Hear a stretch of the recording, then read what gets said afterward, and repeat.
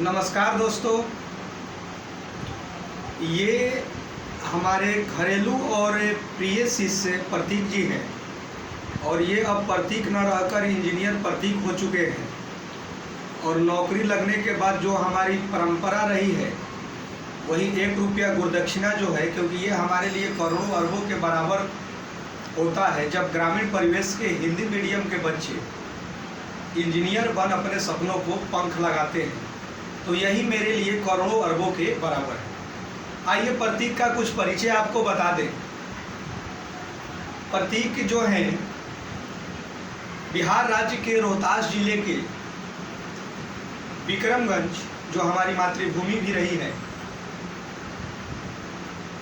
उसके high school Vikramganj से इन्होंने 10वीं की परीक्षा को पास किया और यहाँ अंजावित सिंह कॉलेज हैं, उससे 12वीं इन्होंने पास किया। तो बहुत गर्व होता है कि हिंदी मीडियम के बच्चे अपने माता पिता के आशीर्वाद और अपनी मेहनत के बल पर उस बुलंदियों को पा रहे हैं, तो काफ़ी गर्व होता है। ये टाटा स्टील में भी जॉब किए और अभी वर्तमान में ये पेटीएम में, प्रतिष्ठित कंपनी पेटीएम में ये जॉब कर रहे हैं।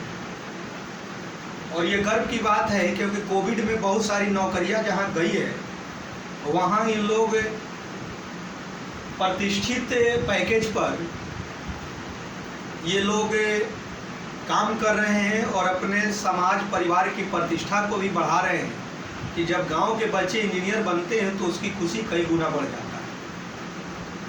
प्रतीक के पिताजी हमारे घरेलू रहे हैं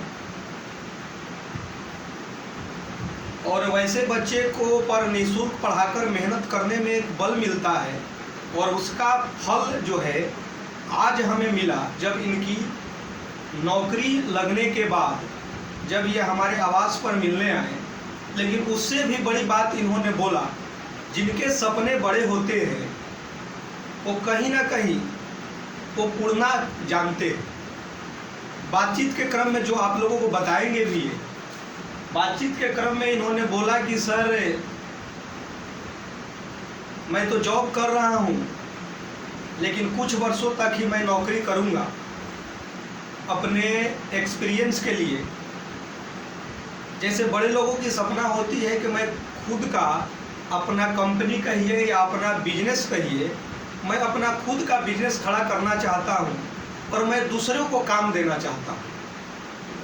ये बहुत बड़ी सोच होती है क्योंकि हर कोई का लाइफ सेटल होने के बाद वो सोचता है कि चलिए यार जॉब हो गया, अच्छी प्रतिष्ठित कंपनी में, पेटीएम जैसी कंपनी में जॉब हो गया और पर ईयर सैलरी तो बढ़ते ही रहता है, तो चलिए लाइफ सेटल हो गया। लेकिन बहुत सारे कुछ खास ही बच्चे होते हैं जो ऐसी बातों को, इन्होंने भी बोला, मैकेनिकल ब्रांच से ये बीटेक किए और इन्होंने बोला कि सर मैं तो जॉब कर रहा हूँ, अभी एज कम है, कुछ वर्षों तक जॉब करूँगा लेकिन मैं खुद का अपना बिजनेस और कंपनी खड़ा करना चाहता हूँ। बहुत सारे बिजनेस मॉडल भी इनके माइंड में इसी उम्र में चल रहे हैं, तो काफ़ी गर्व होता है कि अब इसका मतलब है कि लाइफ सेफ है। इनको तो मालूम है कि चलिए भाई मेरे पास टैलेंट है, नौकरी तो मेरे को देश में कहीं भी, देश विदेश में कहीं भी हम अपने इंटरव्यू पर, अपने बल पर हम, जैसे कैसे टाटा स्टील में थे, उसको छोड़े कुछ अधिक पेमेंट मिला,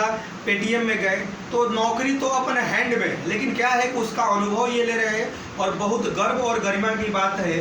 प्रतीक जी आपको बहुत बहुत बधाई।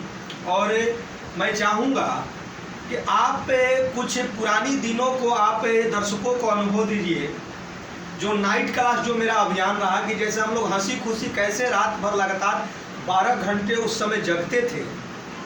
आप किस साल आपका 10+2 था?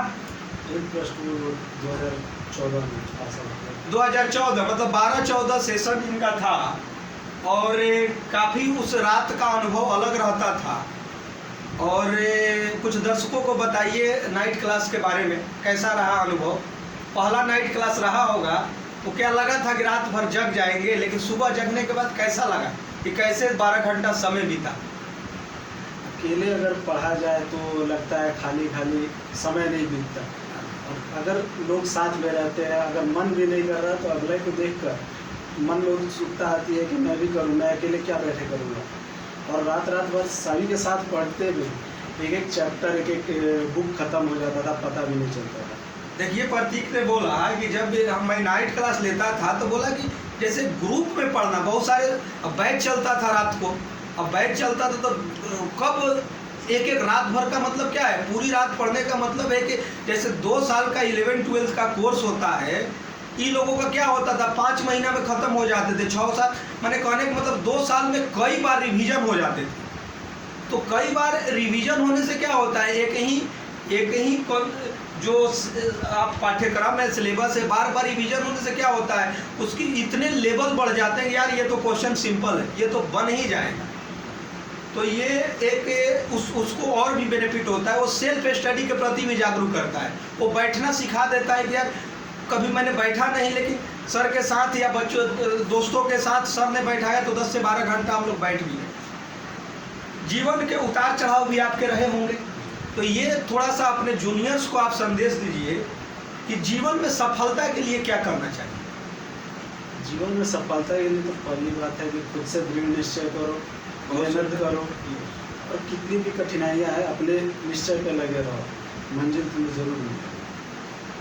देखिए इन्होंने बहुत अच्छी बात बोला कि आपको खुद से भी संकल्पित होना है कि हमको इस लक्ष्य को, क्योंकि मैं शुरू में ही बोला मैं इतना प्रसन्न भी हूँ। सोचिए कि एक तो आज के समय में टाटा भी बड़ी कंपनी है, पेटीएम भी बड़ी, दोनों प्रतिष्ठित कंपनियों में जॉब, टाटा में कुछ ईयर का जॉब करने के बाद पेटीएम में अभी वर्तमान में कर रहे हैं, लेकिन सबसे बड़ी सोच क्या है कि अपने की खुद की कंपनी, खुद की इंडस्ट्री को डेवलप करना। यही सोच मैंने एक कहा जाएगा कि रिच और पुअर फादर का डिफरेंस क्या होते हैं, जो हम लोग उस पर डिस्कस भी करते हैं। रिच का मतलब पैसा से रिच और पुअर नहीं, मानसिकता से।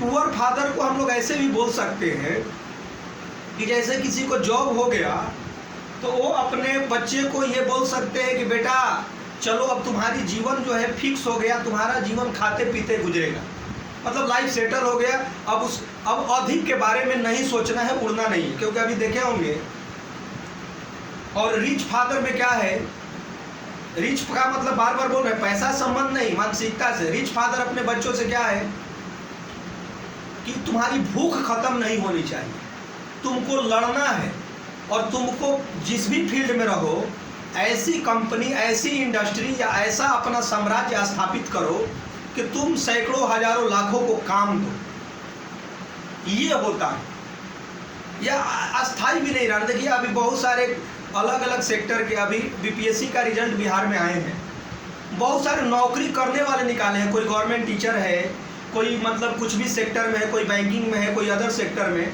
तो किसी को होता है चलिए जॉब हो गया ना, अब यार क्या पढ़ना है, लेकिन वैसे सब भी जाकर रिजल्ट निकाले हैं मैक्सिमम कि कहीं ना कहीं एक नौकरी में थे लेकिन अपनी पढ़ाई को बंद नहीं की। तो जिसकी सोच पूरे जीवन उसको ख़त्म नहीं हो रहा है, उसको भूख है कि नहीं यार ये मिला, चलिए अभी बहुत सारे बीपीएससी भी क्वालिफाई किए होंगे, उसकी भी अभी नौकरी करेगा लेकिन भूख है, चलो यूपीएससी करें। यूपीएससी भी क्वालिफाई करने के बाद उसकी भूख होगा कि यार उसमें ऐसा हम काम करें कि हमारी नाम शोहरत मिले, ऐसा काम करें कि लोग हमको रोल मॉडल माने। तो कहीं ना कहीं भूख खत्म नहीं होनी चाहिए। बहुत सारा सुनते होंगे, बहुत सारे डीएम, एसपी या बहुत सारे इंजीनियर, डॉक्टर को, या बहुत सारे बड़े बड़े पदों को, कि जहाँ भी समय मिलता है तो झुग्गी झोपड़ी में जाकर गरीबों को पढ़ाते भी, बहुत सारे को, या अपने यहाँ बुला कर भी। तो समाज को मैंने, एक होता है कि नौकरी लग गया यार हम फिक्स हो गए, बार बार पुअर फादर रिच फादर मतलब क्या, आप पैसा से तुलना मत कीजिएगा, सिर्फ और सिर्फ मानसिकता से है। तो वही हम प्रतीक को भी, इनकी सोच को मैं सलाम करता हूँ। और ये जो मैं बार बार बोल रहा हूँ कि ये 400 से ऊपर कलेक्शन जो है इंजीनियरिंग प्लस जो भी अदर सेक्टर में हमारे बच्चे कर रहे हैं, तो इसको मैं कलेक्ट कर रहा हूँ। और ये मेरा क्या है कि ये मैं कोशिश है कि 1000 से अधिक पहुँचे। ऐसे तो जीवन अधिक रहता है, तो कोशिश है कि अधिक से अधिक बच्चों को, जो ग्रामीण परिवेश के बच्चे, उस बुलंदियों तक पाएँ।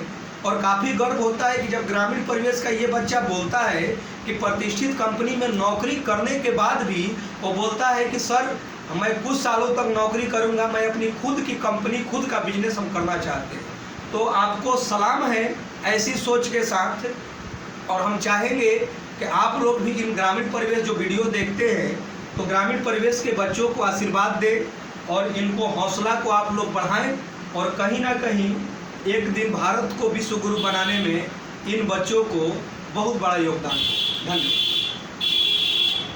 ठीक रहा।